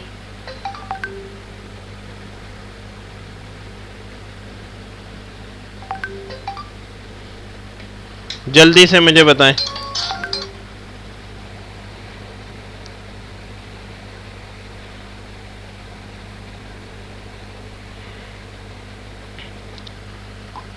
अभी तक आंसर नहीं आया मेरे पास रेजिस्टेंस का. मैंने जितना बोला था फास्ट करेंगे उतना ही स्लो कर रहे हैं.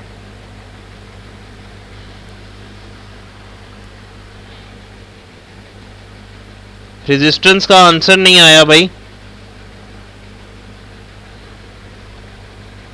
जल्दी बताएं.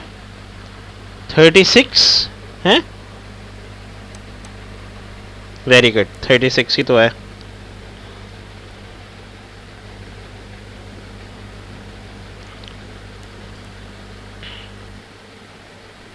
$36 ohms.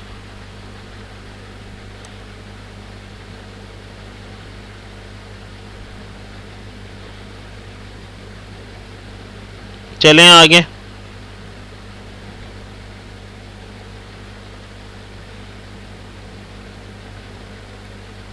Straight the Ohm's law. जल्दी से मुझे बताएं ओम्स लॉ क्या था.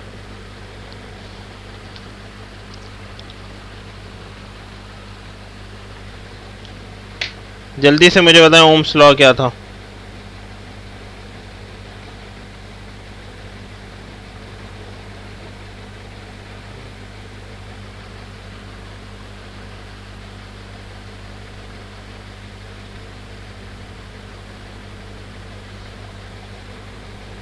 चलो भाई, मेरे पास मैसेज आया कि sir V is equal to IR करवा दें. कैसे वैल्यूज़ कैसे डाली. माशाल्लाह. वोल्टेज हमारे पास 9 वोल्ट था भाई. रजिस्टर के अक्रॉस निकालना है. रजिस्टर कहाँ पे लगा हुआ है, V2 के अक्रॉस. तो भाई V2 वाली वैल्यू को आप कंसीडर कर लें 9 वोल्ट. 9 वोल्ट. करंट तो सब में सेम था, 0.25 वो लिख दिया. R यहाँ पे लिख दिया, मल्टीप्लाई वहाँ पर ले जाके डिवाइड करवा दें. डिवाइड करवा दिया. जैसे आप जब डिवाइड करवाओगे तो 36 ओम्स आ जाएगा. क्या हो गया बेटा जी. ओम्स लॉ क्या हमें स्टेट करता है, voltage is directly proportional to the current whereas the temperature is the kept constant. Very good, simple way में लिखेगा. Provided temperature is kept constant. Voltage is directly proportional to the current whereas provided temperature is kept constant. That's it. Wordings में लिखने की तो जरूरत नहीं है, बार बार मैंने बता दिया.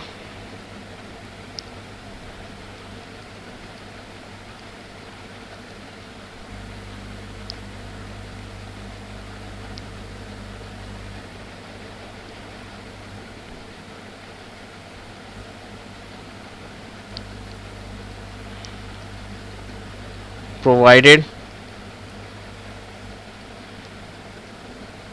temperature is kept constant. Provided temperature is kept constant. ठीक है. नंबर नेक्स्ट बी पार्ट करेंगे जल्दी से. बी पार्ट में क्या कह रहा है, the battery in figure 6.1 is replace with a different battery which has a different EMF electromotive force. The voltage across the lamp increases to 6 volt. ठीक है ना. कितना इंक्रीज हो रहा है, 6 वोल्ट इंक्रीज हो रहा है. Use data from the graph to determine the EMF of the second battery. EMF दिखाना आपको सेकेंड बैटरी का. एग्जामिनर कह रहा है कि ऑल्सो शो योर वर्किंग भी मेरे बच्चे शो करवानी है. करंट तो आप लोग को पता है कि सेम है. करंट कितना था, करंट कितना निकाला था अभी हमने, 0.25 ना. लेकिन 6 वोल्ट पर करंट कितना आ रहा है, ग्राफ को भी तो यूज़ करना है. 6 वोल्ट, ये देखो ये रहा 6 वोल्ट.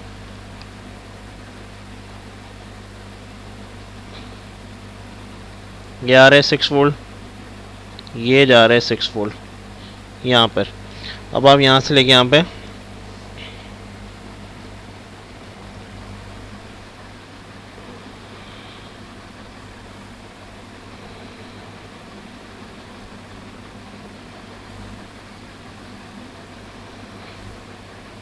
देख लें, मिड में आ रहा है 0.36 आ रहा होगा, 0.35 लिख दो, 36 लिख दो, एक ही बात है यार। ये लो 35 कर देते, 0.35 एम्पेयर्स। करंट तो हमें पता चल गया, आई कर दो।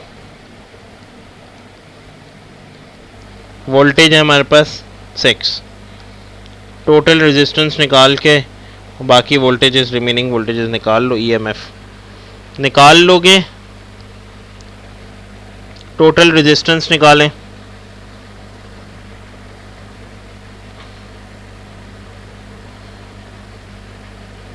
एक रेजिस्टेंस तो भी आपने निकाली थी ना पीछे, 36।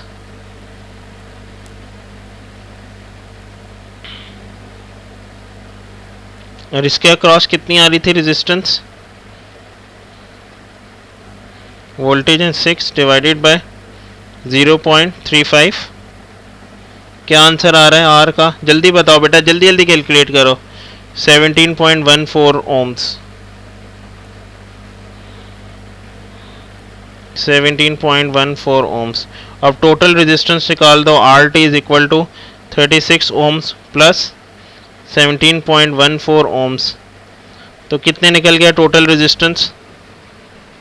टोटल रेजिस्टेंस कितने निकले? प्लस करवाओ 36। मैं क्या कह रहा हूँ, जनक क्या कर रहे हैं? 17.14 में 36 को मेरे भाई ऐड करवा दो।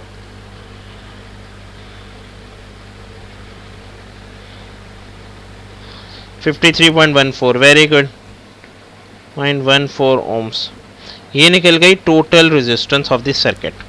ठीक है, टोटल रेजिस्टेंस निकल गई। अब हमें क्या निकालना है? वोल्टेज निकालना है इसका।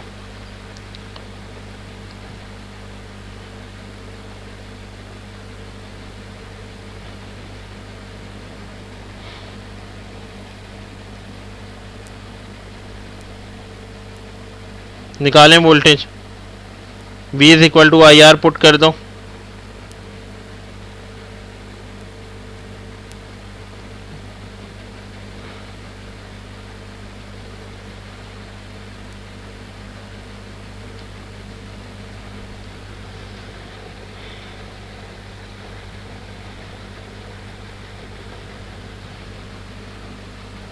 (18.59)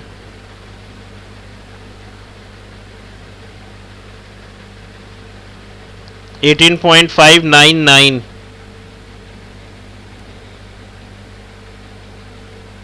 एक minute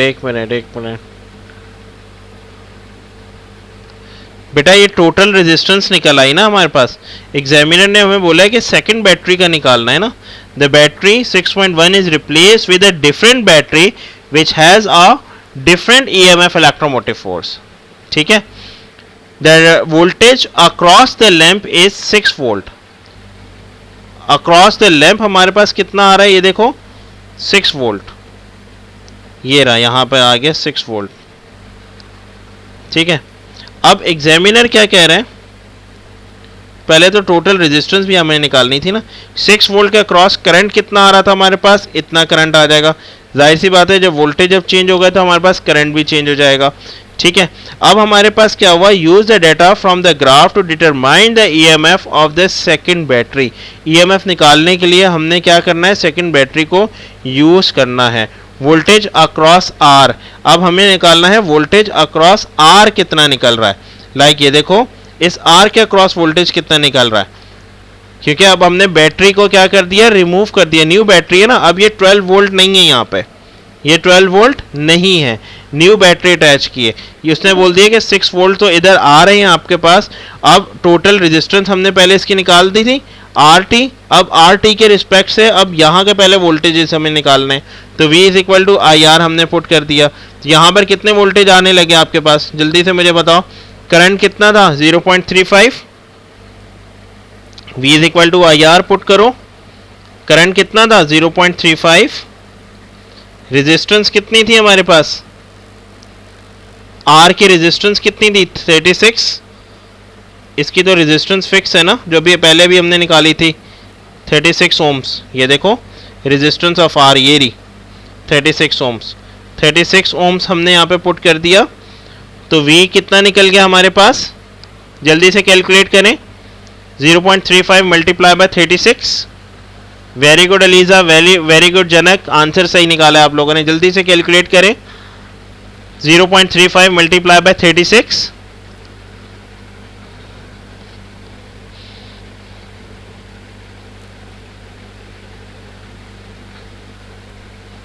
.35 multiply by 36,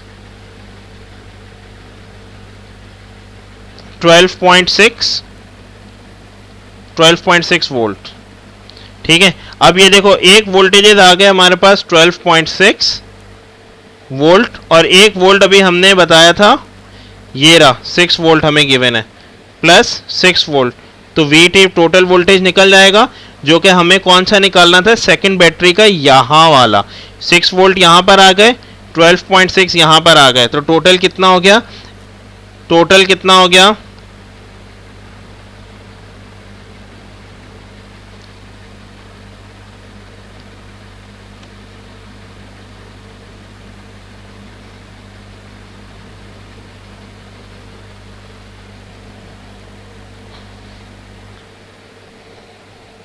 (18.6) which is equivalent to 19 volt. तो हमारे पास रिक्वायर्ड आंसर क्या निकल जाएगा, 19 वोल्ट। अच्छा, मेरी एक बात लाजमी याद रखें, ये RT टोटल निकाले तो भी सही है, नहीं निकाले तो भी मसला नहीं है। अच्छा, वोल्टेजेस कभी भी हमारे पास पॉइंट्स में नहीं आते, इसलिए हम इसको क्या करेंगे, राउंड ऑफ कर देंगे, which is 18.6 is equal to 19। Yes बेटा Umme Hani, is it clear, ये वाला पॉइंट सबको क्लियर हो गया।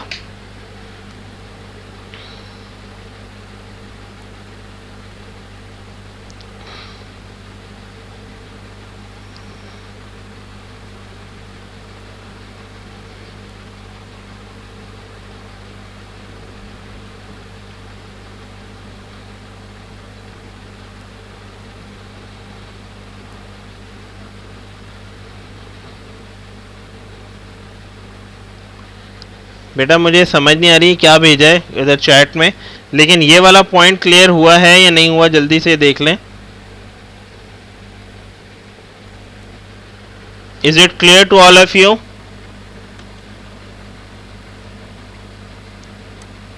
ओके, गुड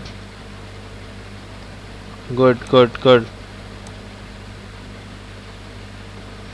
हाँ, टोटल रेजिस्टेंस ज़रूरी नहीं है कि आप निकालें, ये जस्ट समझाने के लिए किया, क्योंकि हमारे पास जस्ट जो यूज़ हो रहा था, यूज़ जस्ट एक ये 36 वाला ही हो रहा है। ठीक है, तो टोटल रेजिस्टेंस निकालने की ज़रूरत नहीं है। अब मैं इसको चले रब कर देता हूँ ताकि आप लोग इससे कंफ्यूज ना हो। ये लो, इसको यूं कर देते हैं, ये लो, स्टेप थोड़े कम नज़र आने लग जाएंगे। RT आ रहा था हमारे पास, वही हमने पुट किया, V आउट वहाँ पे निकाल लिया, तो फिर टोटल रेजिस्टेंस एक हमें 6 वोल्ट ये गिवन था। ठीक है, R1 के अक्रॉस वो पुट करके डायरेक्ट निकाल लो। Clear, is it clear to all of you? यहाँ तक कोई भी मसला है तो मुझसे पूछ लें। Each and everything is clear to all of you? शाबाश, हेलो। अच्छा, अब नंबर नेक्स्ट देखिएगा क्लास,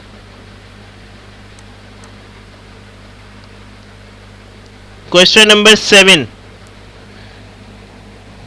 स्क्रीन पर देखें क्वेश्चन नंबर 7। क्वेश्चन नंबर 7 आपके पास लाइट एंड लेंसेज से रिलेटेड है। ठीक है, लाइट एंड लेंसेज से रिलेटेड है क्वेश्चन नंबर 7। क्वेश्चन नंबर 7, 8, 9, 10 ये 4 क्वेश्चन आप लोगों के होमवर्क हैं। आप लोगों ने क्वेश्चन नंबर 7, 8, 9, 10 रात तक सॉल्व करके मुझे व्हाट्सअप करना है। ठीक है, इसका मतलब कि पिक्चर्स किस तरह भेजोगे, डू PDF में कन्वर्ट करके PDF की फाइल आप लोगों ने मेरे साथ शेयर करनी है, ताकि मैं फिर चेक कर लूँ कि हाँ भाई आप लोगों ने अटेम्प्ट कर लिया है। एक दफ़ा मैं सारे स्टूडेंट से पूछ रहा हूँ, यहाँ तक कोई भी मसला है, कोई भी ऐसी बात पूछने वाली है तो मुझसे पूछिएगा। और सेकंड ये कि रात तक 11 बजे तक 11 ओ क्लॉक तक आप लोगों ने ये 4 क्वेश्चन सॉल्व करके मुझे लाजमी सबमिट करवाने हैं।